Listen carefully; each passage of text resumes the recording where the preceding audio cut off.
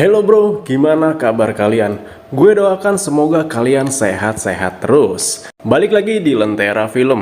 Masih dengan saya Bayu Kusuma. Pada kesempatan kali ini, saya akan menceritakan alur film Godzilla vs Kong 2021. Film duo raksasa yang sangat melegenda di kalangan anak 90-an. Yang ngerasa anak 90-an berarti kalian sudah tua ya.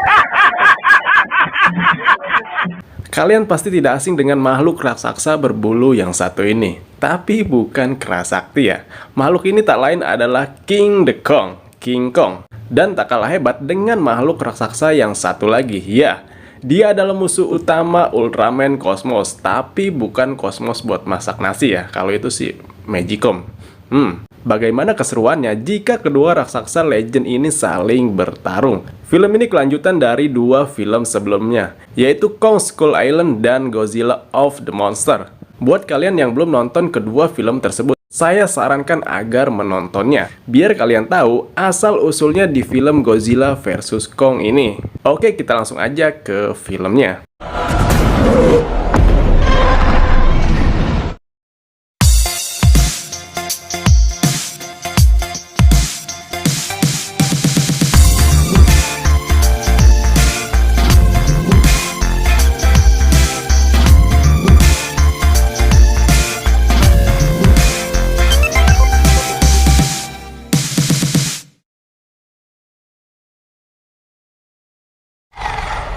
Di sebuah pulau yang bernama Pulau Tengkorak atau Skull Island, terdapat satu makhluk raksasa yang sangat gabut. Ya, dia adalah King Kong.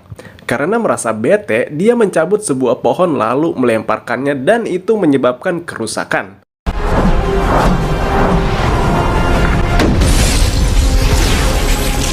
Ternyata pulau itu adalah tempat penangkaran Kong yang diawasi oleh sebuah organisasi yang bernama Monarch. Monarch sendiri adalah sebuah organisasi yang dibuat pemerintah Amerika Serikat. Gadis kecil ini bernama Jia. Jia berasal dari suku Iwi. Jia adalah satu-satunya orang yang bisa berkomunikasi dengan Kong. Dan Jia seperti memiliki ikatan kuat kepada Kong. Dan wanita ini bernama Elaine, seorang ilmuwan yang meneliti monster-monster raksasa tersebut. Jia mengatakan bahwa Kong sedang marah, dia kesal karena selalu diawasi. Alasan Kong dikurung dalam kubah raksasa tersebut adalah untuk menghindari pertarungan antara Kong dan Godzilla. Karena menurut sejarahnya, Kong dan Godzilla adalah musuh bebuyutan. Sedangkan di bumi saat ini hanya tersisa dua Titan Alpha yang saling mendominasi. Dan film pun dimulai. Berpindah pada seseorang yang on air di saluran radio. Dia adalah Bernie. Dia adalah karyawan di sebuah perusahaan yang bernama Apex Cybernetic. Perusahaan ini adalah perusahaan teknologi kecerdasan buatan dan robotik. Bernie menceritakan saat itu dia diam-diam masuk ke dalam sebuah ruangan di perusahaan Apex tersebut. Lalu dia berniat mengambil sebuah informasi untuk diberikan ke publik. Bernie berniat mencari bukti bahwa perusahaan Apex tersebut mempunyai maksud lain. Lalu dia membuka sebuah locker yang sudah terdapat sebuah flash disk yang sudah ia sediakan untuk mencuri data. Dengan kelihayannya, dia berhasil mengelabui temannya dan mencuri data dari ruangan itu. Betapa terkejutnya Bernie, sebuah benda yang berada di sub-level 33 akan dikirim ke Hong Kong. Tapi tiba-tiba alarm bahaya berbunyi. Semua orang diperintahkan untuk meninggalkan tempat itu. Dan Bernie pun bergegas pergi. Rupanya alarm itu menandakan kedatangan Godzilla. Tapi Bernie malah masuk ke sebuah ruangan menuju sub-level 33. Sayangnya, dia bertemu dua orang penjaga di sana. Namun sebuah ledakan menyelamatkannya dari dua orang tersebut. Dan ketika dia sadar, Bernie melihat sebuah benda besar yang bentuknya seperti bola mata. Entah benda apa itu, saya juga nggak tahu. Kita bakal tahu di kelanjutannya. Dan pemimpin perusahaan itu pergi menggunakan sebuah helikopter. Entah apa yang membuat Godzilla muncul dan menyerang. Tapi dia hanya menyerang perusahaan Apex saja. Perusahaan itu pun kocar-kacir dibuatnya. Di keesokan harinya, berita penyerangan tersebut menjadi trending 1 di YouTube. Para netizen pun mulai kepo tentang hal tersebut. Godzilla yang tadinya bersahabat dengan manusia mendadak menyerang. Walter menjelaskan Apex bisa melawan Godzilla tersebut. Berita itu pun diketahui oleh mahasiswi yang bernama Madison. Dia adalah anak dari seorang ilmuwan terkenal di Monarch, di mana ibunya telah meninggal di film Godzilla sebelumnya. Lalu Matt pergi untuk menemui ayahnya, untuk meyakinkan ayahnya bahwa Matt tidak percaya bahwa Godzilla menyerang tanpa alasan. Kemudian scene beralih pada seorang ilmuwan yang bernama Nathan. Nathan yang seorang penulis buku Bumi Berongga. Dia didatangi oleh Walter dan asistennya. Ayo, ada yang kenal nggak dengan doi yang satu ini? Ya, dia adalah pemeran Genje dalam film Crow Zero. Jadi kita panggil aja doi Genje Hore. Help me. Help everyone. Walter membujuk Nathan untuk membantunya. Lalu dia menunjukkan sebuah hologram energi. Dan energi itu berada di rongga bumi. Kemudian Walter meminta Nathan untuk menemukan tempat energi itu berada. Sementara Nathan mengatakan bahwa itu tidak mudah. Akan tetapi Walter memperlihatkan kendaraan canggih yang ia miliki untuk menuju ke tempat tersebut. Dan akhirnya Nathan pun menyetujuinya. Dan dia akan meminta bantuan pada temannya yang bekerja di Monarch. Lalu Nathan menemui Elaine. Dia meminta Kong untuk membantu misinya dengan alasan untuk menyelamatkan bumi. Akhirnya Elaine membantunya. Misi pun dimulai dan Kong pun dibawa menggunakan kapal induk perang yang besarnya bukan main. Nathan pun kedatangan seorang wanita cantik yang akan membantu misinya. Wah, seger doi ya. Dia adalah Maya, anak dari Walter. Maya ditugaskan untuk mengawasi misi tersebut. Singkat cerita, malam pun gelap. Elaine memperingati krunya untuk tetap waspada dan tetap terjaga jarak dari radar Godzilla, karena Godzilla bisa mendeteksi keberadaan Kong. Di keesokan harinya, Shin kembali ke Matt. Matt pun berniat untuk menemui Bernie. Dengan informasi dari sebuah website, ternyata Bernie sering membeli blessing dalam jumlah banyak di daerah Chinatown. Lalu Matt pun pergi ke sana untuk mencari informasi dengan ditemani oleh temannya si Bom Bom. Sesampainya mereka di sana, Matt dan Bom Bom bertanya kepada penjaga toko untuk menanyakan tempat Bernie tinggal. Tapi penjaga toko itu tak ingin memberitahunya. Dengan ahli politiknya, si Bom Bom menyogok si penjaga toko dengan uang sebesar Rp20.000 untuk beli rokok Samsu. Akhirnya penjaga toko itu memberitahu alamat Bernie. Mereka berdua pun langsung bergegas ke alamat tersebut. Matt dan Bom Bom berhasil menemukan Bernie. Kemudian mereka mengobrol tentang serangan Godzilla. Bernie mengatakan Godzilla hanya menyerang perusahaan Apex saja karena merasa ada yang janggal. Matt pun ingin mencari tahu dan karena tujuan mereka sama, akhirnya mereka bekerja sama untuk menuju ke perusahaan Apex. We're breaking into Apex. Wait, what? Shin berpindah pada Kong. Dia yang merasakan kedatangan Godzilla. Tak berapa lama, alarm pun berbunyi.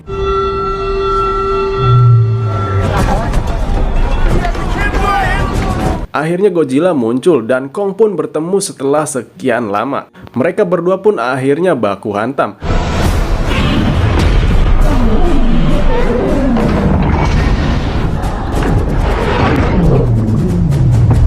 Karena berada di lautan, Kong pun tak bisa berbuat banyak. Dengan mudah, Godzilla mengalahkan Kong. Keadaan yang sudah gawat darurat, Nathan pun memerintahkan awak kapal untuk mematikan semua mesin-mesin kapal dan menonaktifkan tembakan. Hal itu dilakukan untuk mengelabui si Godzilla bahwa mereka sudah menyerah atau sudah mati.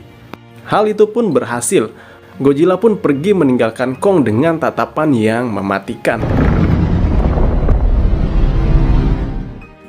Scene beralih ke Bernie. Kini mereka bertiga sudah berada di bekas reruntuhan perusahaan Apex. Mereka pun akan menuju ke sub level 33. Sesampainya di ruangan tersebut, mereka melihat beberapa kendaraan yang sangat canggih. Saat sedang melihat-lihat, mereka dikagetkan dengan suara karyawan perusahaan Apex.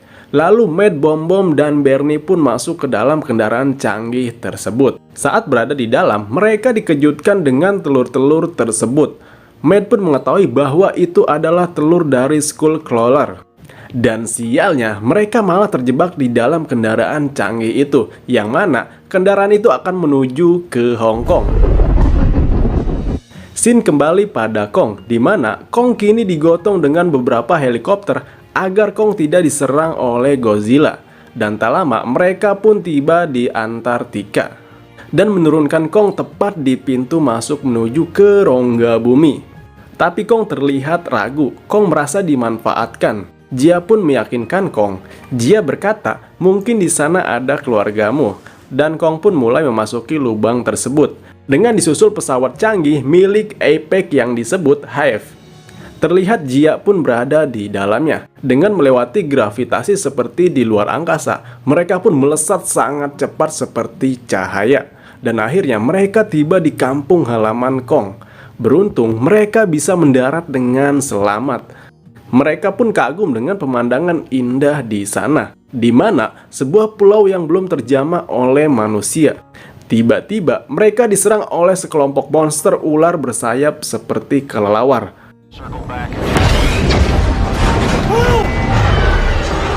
Satu kapal pun hancur. Beruntung ketika monster itu akan menyerang Nathan, Kong pun menyelamatkannya dan berhasil membunuh monster tersebut.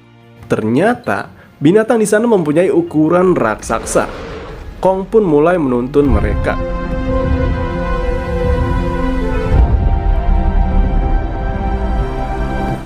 Hingga tiba di sebuah tempat di mana tempat itu memiliki gravitasi yang berlawanan, tapi memiliki permukaan yang sama. Ngerti nggak? Nggak. Sama saya juga.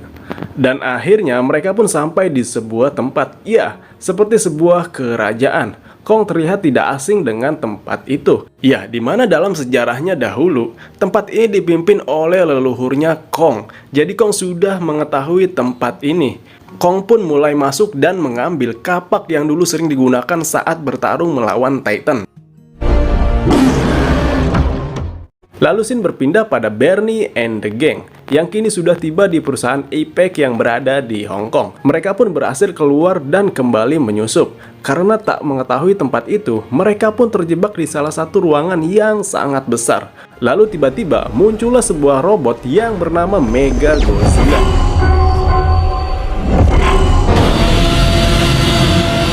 No, that's Mega Godzilla. Ternyata tempat itu adalah tempat untuk menguji kemampuan robot Mega Godzilla yang perusahaan Apex ciptakan. Dengan teknologi yang sangat canggih, robot itu dikendalikan oleh seorang pilot yang terhubung langsung dengan pikiran pilot tersebut. Dan ternyata pilot tersebut adalah Genji Hora. Wah, doi lagi ya. Bernie and the gang pun hampir terbunuh dalam uji coba tersebut. Beruntungnya mereka masih selamat. Setelah melakukan uji coba, robot Mega Godzilla tiba-tiba mati. Ya, itu disebabkan karena Mega Godzilla memiliki energi yang masih belum cukup. Maka dari itu, Walter membutuhkan energi yang berada di dalam rongga bumi. This is why Godzilla attacked the Apex facility. Di sisi lain, Godzilla menyadari bahwa adanya Titan lain setelah Mega Godzilla diaktifkan.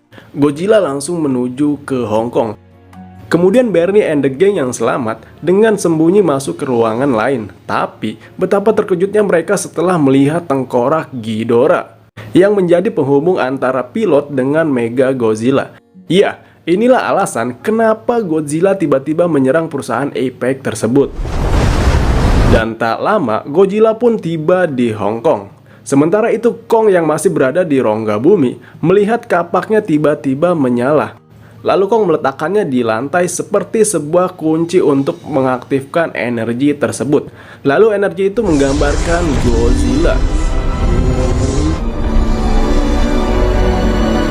Kemudian Maya langsung mengambil sampel energi itu untuk diekstrak, lalu dikirim ke Hong Kong untuk digunakan pada robot Mega Godzilla. Ternyata energi itu bisa dikirim langsung dan di-download. Ya, model ngirim pesan lewat WA gitu ya. Energi yang telah aktif itu membuat Godzilla merespon dengan sangat marah, sehingga dia menembakkan energi ke dalam tanah. Saking kuatnya energi yang ditembakkan hingga menembus ke rongga bumi, tepatnya di mana Kong berada. Lalu tembakan itu meninggalkan lubang yang sangat besar. Para kru yang ada di dalamnya pun panik dan mencoba untuk pergi. Tapi sayangnya, si cantik Maya harus tewas karena telah menembak si Kong ya.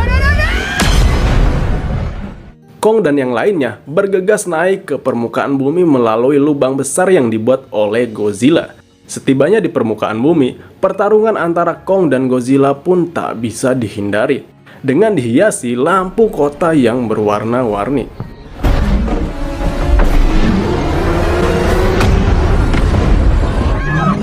Di sini pertarungan pun terlihat sangat epik. Dengan kapak naga geni pusaka peninggalan leluhurnya, Kong berhasil menyudutkan Godzilla.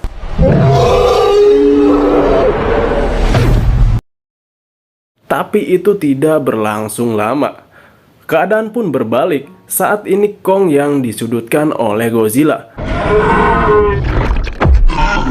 Lalu mereka saling mengaum, seperti sedang berkomunikasi satu sama lain. Sepertinya dua Titan ini menyadari bahwa pertarungan ini tidak seharusnya terjadi.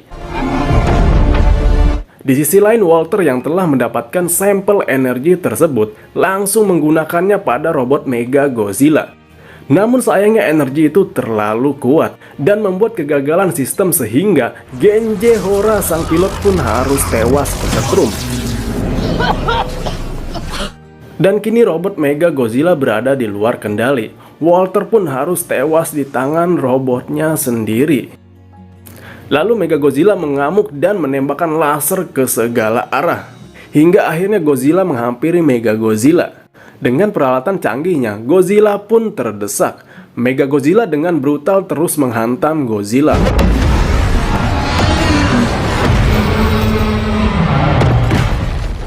Kemudian Kong yang sudah sadar dari pingsannya langsung membantu Godzilla melawan Mega Godzilla.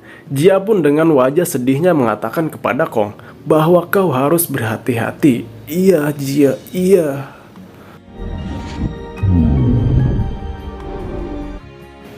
Mereka berdua saling bekerja sama melakukan serangan, tapi tetap saja Mega Godzilla masih unggul.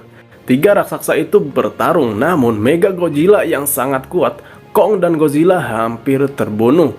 Di sisi lain, Bernie and the gang yang masih hidup mencoba menonaktifkan sistem pada robot itu, tapi sayangnya sistem itu terkunci. Kong yang masih bertarung melawan Mega Godzilla.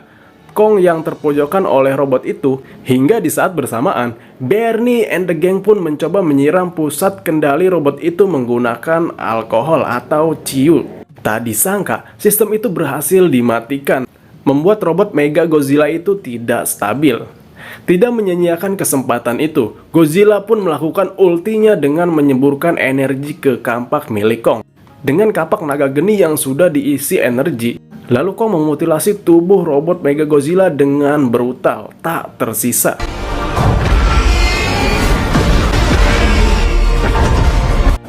Setelah robot Mega Godzilla dikalahkan, sepertinya kini Kong dan Godzilla menjadi teman. Hingga beberapa kemudian, kini Kong tinggal di dalam rongga bumi dan masih dalam pengawasan Monarch. Sedangkan Godzilla lebih memilih di lautan dan menyendiri. Film pun tamat. Secara keseluruhan, film ini sangat amazing. Tapi menurut saya masih kurang banyak adegan baku hantamnya ya. Mungkin karena saya suka baku hantam kali ya. Di durasi yang hampir 2 jam ini, tapi keren sih filmnya. Apalagi film ini termasuk dalam film box office dan sudah ditunggu-tunggu oleh pemirsa yang budiman. Pelajaran yang bisa saya ambil dari film ini adalah ingin dipandang dunia tidak harus segila itu. Cukup pasang status di sosmed kalian sehari 7 kali, itu sudah diakui ya. Gue Bekusuma dari Lentera Film, pamit undur diri. Bye-bye.